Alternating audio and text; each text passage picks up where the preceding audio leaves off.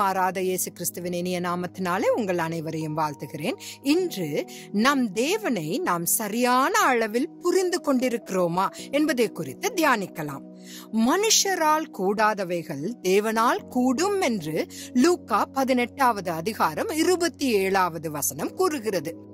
கர்த்தர் எல்லாவற்றையும் தம்முடைய வார்த்தையினால் உண்டாக்கினார்.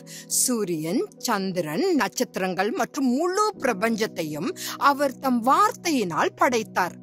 ஆனால் மனிதனை மட்டும் அவர் தம் சாயலில் உருவாக்க குனிந்து ஆதாமின் ரூபத்தை உருவாக்கினார்.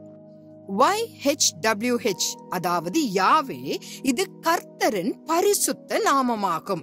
இதனை நாம் பயபக்தியுடன் உச்சரிக்க வேண்டும். YHWH என்பதன் எபிரேய உச்சரிப்பு YH என்பதற்கு ஊ என்றும் WH என்பதற்கு ஆ என்றும் ஒலிக்கும் போது அது ஒருவர் மூச்சு விடுவது போல், அதாவது சுவாசிப்பது போல் கேட்கிறது. அதாவது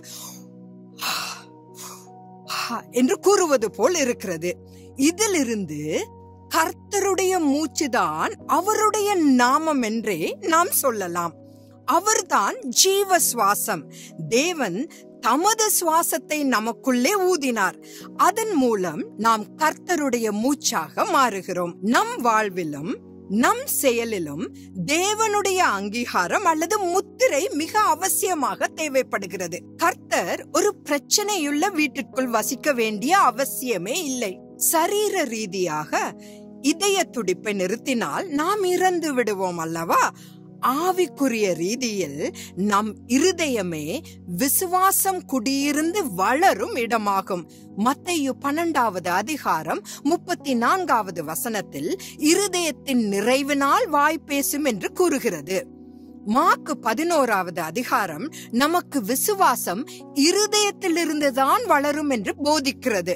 ஆகவே நம் இருதயம்தான் வாழ்க்கையின் எல்லாவற்றிற்கும் உற்பத்தி தொழிற்சாலை ஆகும் என்றே கூறலாம். நாம் பணத்தை வணங்கும் போது பேராசை கொண்டவர்களாக அல்லது பணப்பிரியர்களாக மாறுகிறோம். நம் இயேசுவை நாம் ஆராதிக்கும் போது அவரை போலவே ஆகிறோம். இந்த தேவனை நன்கு புரிந்து கொண்ட பின் அவருடைய சாயலாய் படைக்கப்பட்ட நாம் அவரை போல் மாறுகிறோமா? சிந்திப்போம், செயல்படுவோம். நாளை சித்தமாயின் சந்திப்போம். ஆமேன்.